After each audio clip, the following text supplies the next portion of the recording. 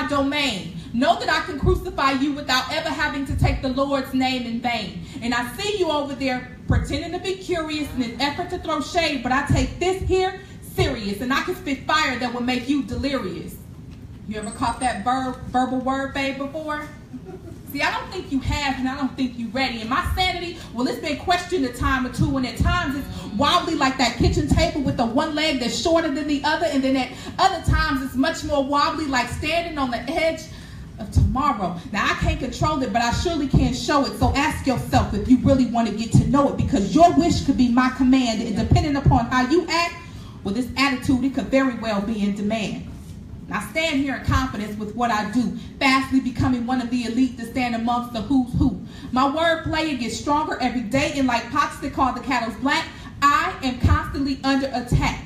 Always feeling the need to prove myself, but I guarantee you that one day it will be my book that you pull down from that shelf, reading line for line and word for word, the story of my life, from the pits of hell to my victorious climb. But for now, I'll spit it through this microphone, inviting you into my circle, letting you feel my pain and experience my joys, letting you witness this greatness that stands before you.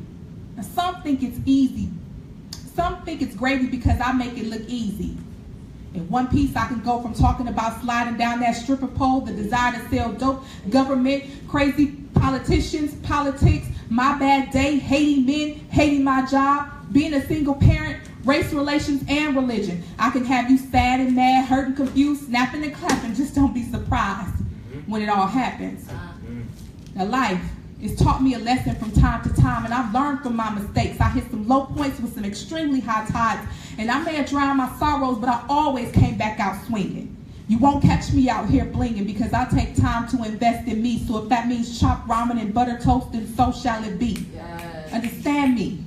Too many of us are out here trying to do the most with the absolute least, trying to fake it until we make it, knowing good and hell well that if we get it, we will forsake it.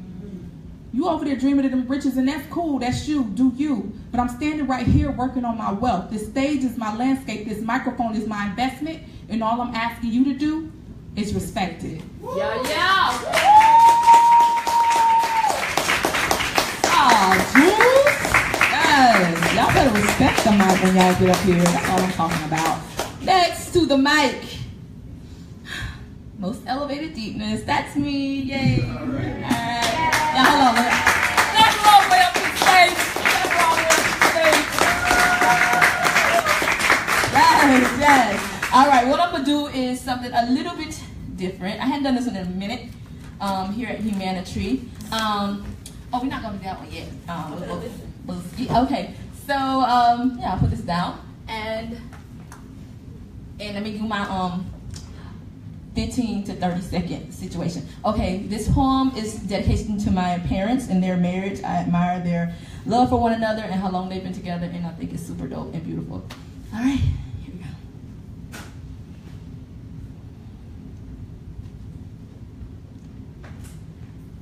I know you've heard me say these words before, but every time I say I love you, the words mean so much more. I said it with the promise right from the start. I said death would be the only thing that would tear us apart. And now that we are standing on the edge of the unknown, yes, I love you means I'll be with you wherever you will go. And I will take a heart whose nature is to beat for me alone, and fill it up with you, make all your joy and pain my own. No matter how deep a valley you go through, I will go there with you. And I will give myself to love the way love gave itself for me. and climb with you to a mountaintops, to swim a raging sea, to a place where one heart is made from two. I will go there with you. Oh, you went from my new thing to my boo thing to my true thing.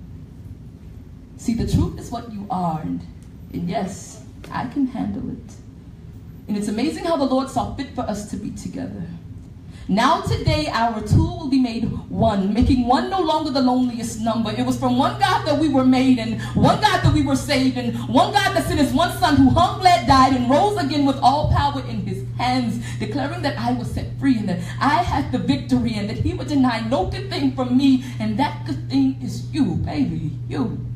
You are bone of my bone, and yes, I flesh of your flesh. You are my prayer and confession made manifest, and I thank God for you. Now, I'm not perfect, but God's will is, and I am now ready for God's will to take us over, because I now know that you are not behind me, but you are beside me. So let us go together, you and I. I know you're nervous, and so am I. You may tremble a little, and I might cry, but God has blessed this union. This fact I can't deny. So let's make vows that last until the day we die. I am now ready for you, and you for I. Ready, set, go. Thank you. That was a long song she sang at the beginning. You know, I actually didn't mean to start right there. I was like, dang, I done started, so I can't stop, so keep going. All right, bet. All right, next to the mic. You know what, I should already had that joint scratched out. 1, 2, boom, boom. Oh, next to the mic, none other, 1/3 of the mighty forces. Passionate, also known as passionately inclined, passionate. Welcome to the stage. All right, I'm gonna kind of switch the atmosphere. You better switch it. I haven't did this piece in a while, so if I skip some words, bear with me. It should be fine though. The name of the piece is called, entitled, Deforestation. It's about the cutting down of trees for technological advancement. All right, I think I got it. All right, I ain't did it in a while. I got it. I think I got this. All right. Hold on. When I was younger, I used to push and shake trees until the fruit fell to satisfy my hunger. Now that I'm older, I push and shake trees until fruit fails to satisfy my hunger. And see, I'm still hungry. You see, they say you know a tree bites fruit. But southern trees have deep roots that run below the surface, and I find it quite strange that young trees that bear no fruit still get taken away, and in that rapture, they must calculate how many branches does it take to hang a whole generation ignorant of the ropes of their own demise. Come on. Or how many Methuselah trees actually exist while some are steadily contracting, while the lungs of the planet are steadily collapsing? How many trees must echo the sentiment, I can't breathe? How many trees must lift up their branches, their branches, and praise and surrender, and still get chopped at the root while silently screaming, my branches are up. Don't shoot. See, when I was younger, I was taught that trees consist of strength, resistant to injury or decay. But either these textbooks are lying or these trees are dying another way. See, I was taught that when a tree is young, its only goal is to get its head above the competition and to catch as much sunlight as possible. But nowadays, if a tree can get its head above water, we say that that's sufficient enough, because even in that, it can be damn near impossible. So I'm wondering, are these losses logical in comparison to these entomological definitions that we try to locate at the root? Because to my knowledge, southern trees still bear strange fruit. See, these trees were never meant to be nourished by mythological gods that clap thunder and cause red rain, because their only rain is dictated by how much sun that they can keep away. But underneath the surface, growth through real nourishing water is maintained, and as long as there is earth trying to keep these trees from the sun, does nothing, and as long as the seed still remains. So I'm questioning, why do we even question this power? Is real nourishing power to feed those who no longer eat, because because they feel like they're no longer in need. I mean, how many floods must we have till we realize that trees slow down raindrops? And the water is soaked up by the root while the Nile River turns to blood and kill our fruit. How many asthma attacks must we have till we realize that trees garner air pollution like Eric garners the execution? I mean, how many falls that we must suffer through until we realize that the season is truly meant for fall? I mean, is that all that we must strive for? To die a million deaths only to be resurrected once. See, I was taught as a seed, if I don't die, I'll abide alone. So I died a million deaths trying to find a tree that's a solid home. And I dwelled in a lot of vacant trees and deemed them fit and steady only to be cursed because I was barren when the Most High wanted me ready. But see, ignorance isn't an excuse for these universal laws. So I started to question these universal laws like Adam. If I'm light, I can't be deemed as darkness, so who keeps turning the lights off? And if I'm strong, I can't be deemed as weak, so who keeps lying to me? And if I'm a solid tree, I can't be planted in bad soil, so who keeps trying to chop me down? Where are these cries of timbers coming from? Where are these axemen wandering from? Why are we continuously listening to these poisonous naked stones that only call death and rock us to sleep? I mean, why are we still listening to these barren ass trees? Because when I was young, I used to push and shake trees until the fruit failed to satisfy my hunger. But these trees no longer absorb water, but poisonous herbicides that play the game of genocide. So I replaced these trees for the kings and the queens of this time, the fruit for their lineage and the water for the lifeline. And this air, well, for this air, we've inherited promises that we've allowed to be squandered for the price of the tangible. Now I would push and shake these trees, but hell, are they even available? Wow. Peace.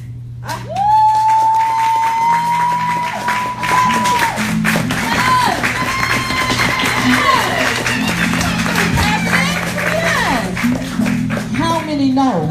Sound like the pastor. How many know that poem wasn't about trees? Hey, yeah, nah. How many know? All right. Woo! Passionately inclined. Came and gave us some enlightenment. All right. Okay. Strange fruit. Y'all hear that? Y'all hear that? Yeah. Strange fruit. Inspiration.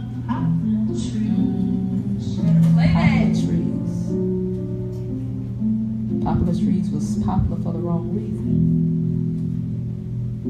Pastoral scene on the downside, the bulging eyes and the twisted mouth set up like moonlight, sweet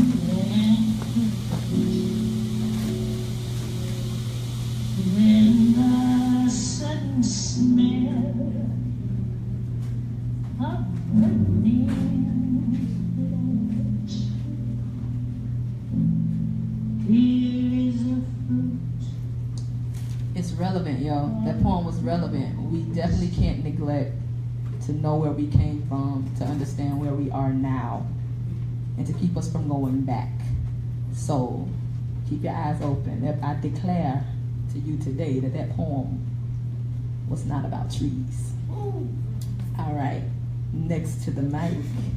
You know what? Wow, this is going to be an awesome transition because we was just talking about some serious ass shit. And so we're going to have Rabia, the comedian, to the mic. Yo, look, this is her first time to the mic. She gonna try to make us laugh over this thing. Clap her all the way up to the stage. Yes, laughter is like medicine. It's good for the soul. Rabia, all the way to the mic. Yeah. That's my friend, y'all. I can reach it a little bit. So, I'm going to talk about, basically, my husband said that I abused my job. He said it. And I was like, what the hell you mean I abuse my job? Because I take an hour on my lunch break. Okay. And I only got 30 damn minutes. Talking to customers on the phone, AT&T, honey, you need a 30-minute break. Drink break. Right there at the S-Bar. I need a drink. I get tired of going over damn bills. I have to explain to people why their damn service is cut off. And then I'm like, ma'am, here they calling. Thank you for calling AT&T. How may I help you? My damn service is cut off. Okay, well, sir, I understand. Give me your name. What you mean? You made partial payments. It's damn different. You ain't made a whole damn payment. Now, it's cut off. No, what you're gonna do, you're gonna turn my shit right back on. No, Billy, I'm not turning nothing back on. Billy, can you pay this bill? Well, how much is the damn bill? Well, let's see, you're 3 months behind. You got some pay-per-view on here. You got what? What is it? Vixen or something on here? You order Vixen? Black Girl Magic? You don't order the line. I gotta go down the whole damn list with you damn order. The HBO, you got the Mayweather fight and everything. Well, no, I didn't order that. But Billy, who the hell ordered this shit, Billy? Ooh, it came from your remote control, Billy. And I can look and see which living room. Your remote control. TV one. In the living room. You got stuff in the living room, right? Your remote control, Billy. Well, you just gonna turn. No, I'm not gonna do it. Let me talk to your supervisor. One moment, please. Put Billy on damn speaker. Billy calling me all the bitches and every damn thing else. That she don't know what the hell she talking about. What she's gonna do? Calm down, Roseanne. Calm down. She's gonna turn my shit back on, Roseanne. She's gonna turn. No, the fuck I'm not. I'm talking to my person behind me. Girl, you hear this goddamn man on my goddamn phone? Girl, you turn down volume, turn the shit back on. You see why I take an hour damn break and they wondering where the hell I'm at? I'm having a damn drink. Get back on the phone. Billy, my supervisor on the way. Billy tell me to suck a dick. I say, one moment, please. One moment. Drop that damn call quick. No, she ain't gonna come back on to that, Billy. I don't give a damn. My shit on, all I know that. My shit on. So he come, you abuse your job. Babe, I take an hour lunch break for a reason. I try to snatch down phones, the stock with the fan and go on the wall. Try to snatch that goddamn thing. Like, I gotta drop this goddamn call. Real goddamn quick. Yeah, you want that? Then another call come through. Why my bill so high? Bitch, look at all the shit you got. What you mean? You got 3 goddamn smartphones and what it is, the 7, and you're trying to order this goddamn one and you wondering why your bill so high? Like, really? So yes, I do abuse my job. I take a whole hour goddamn lunch break, go home, take a goddamn nap, come back, and gotta restart my shit all over again. You damn right. I abuse the hell out of shit. Because they abuse the hell out of me. Yes. I gotta go. That's it, y'all. My name is Lorraine.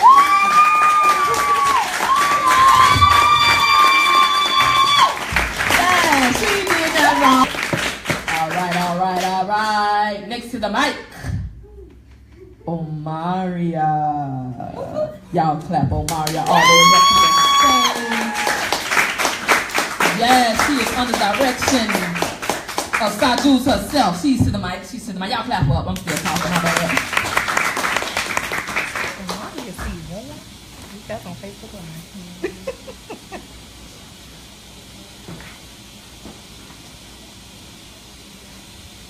She was a breathtaking melanin girl. Dark, lovely, and young, but she always seemed to contradict the world. Transitioning into the stage of adolescence where children are judgmental, so she was forced to isolate herself within misery. Trapping her soul within this sacred, insecure place, crying out, I just need some space to adjust myself to reality and stop being sentimental. Consistently being encouraged by negativity that her beauty is a beast, traumatized by the idea of perfection, which makes it even harder for her to understand that she has true beauty. But wait, what exactly is perfection? What is perfection? After thinking long and hard, I began to come to the realization that perfection does not exist. Perfection is just a simple hypothetical myth. No one is perfect.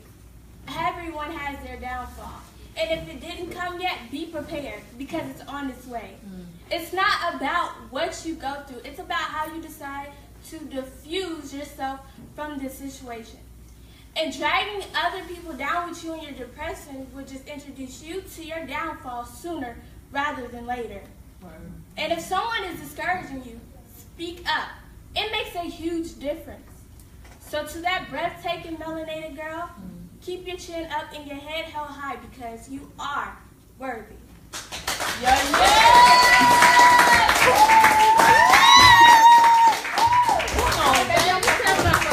Clap it up, clap it up. Yes, she did that. Amaria's first performance. Next to the mic.